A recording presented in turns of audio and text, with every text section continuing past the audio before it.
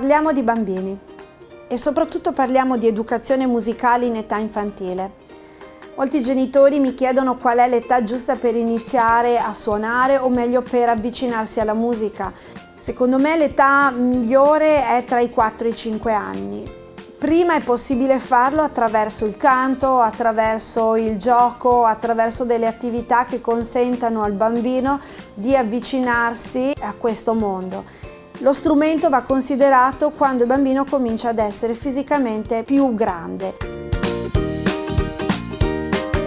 Noi consigliamo sicuramente il corso di tastiere perché con la nostra metodologia il bambino impara in modo divertente a riconoscere vari strumenti, si alfabetizza alla musica attraverso anche i canti e attraverso piccoli giochi ed esercizi che vengono eseguiti alla tastiera.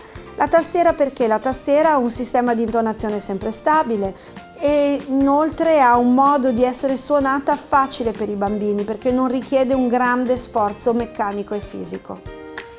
Daigo Music School ha una sua didattica con un sistema di esami certificati che garantisce un risultato. Ogni anno i bambini infatti a giugno effettuano un esame di passaggio dove mettono in pratica tutte le cose che sono state apprese, gli argomenti durante l'anno.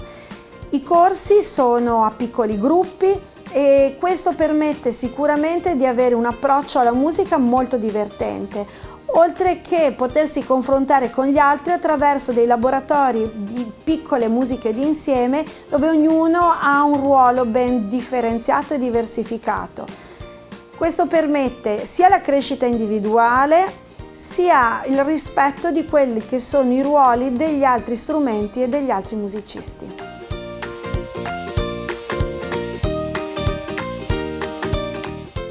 Un consiglio che posso dare a tutti i genitori che vogliono far provare ai loro bambini la nostra metodologia facile e divertente è quello di mettersi in contatto con noi attraverso i nostri social e di fissare una lezione di prova gratuita.